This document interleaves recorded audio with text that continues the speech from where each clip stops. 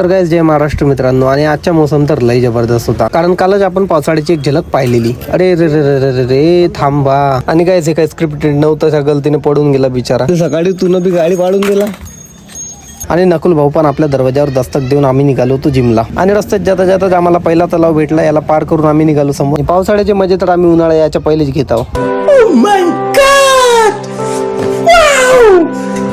आणि जिम नंतर मी गेलो कॉलेजला, ते पण एका हप्त्या बाद. आणि कॉलेजमध्ये आज आपला पार्टनर बी नव्हता म्हणून सुनसान वाटतच होता. तेवढ्याच डिप्लोमाचे पोरं पडत होते, म्हणलं चला भागा आता. नेहमीप्रमाणे आजचा पहिला लेक्चर मिस आणि दुसरा लेक्चरच नव्हता. एकदम इन्होंने वक्त बदल दिया, जज्बात बदल दिए, जिंदगी बदल दी. कॉलेज खत्म करून मला जायचं होतं सिल्लीला, आणि घरी गेल्यावर मला ही पट्टी शेतात पोहोचवायची होती. आणि काय इथून तर पुरा आपला गावात दिसत होता, ज्याला सिल्ली लहान सिल्ली म्हणतात. मग धनाधन निघलो शेताकडे, कारण पावसाचे बी मोसम होता आणि लवकर जायचं बी होतं. आणि आपल्या शेतात लावलेलं होतं चना, आणि याचंच कापणं सुरू होतं.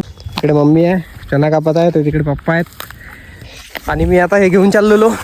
आणि आई वडील काम करत असताना आपण पाहत राहावं हे आपल्याला जमत नाही. तर मी तर काम करतो, तुम्ही व्हिडिओला लाईक आणि फॉलो करायला विसरू नका. मी पण दना हे उचलून घेऊन जात होतो, आणि तिकडे पप्पा जमा करत होते. काय जाता चना जमा करायचे, आणि पाऊस पण येऊ शकते. आणि दुसरी गोष्ट, साले बंदरा फुकटच्या खायला आली इथं. हट हट हट.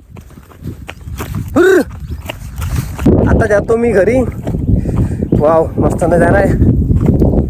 पर नाक ना चटाइए कदे भी देसिया में कमी देख के, तेरे शहर की सड़क भूल जा, कमायाली कमी देख के, टूट पपची का उतरे तेरा बैठक में रमी देख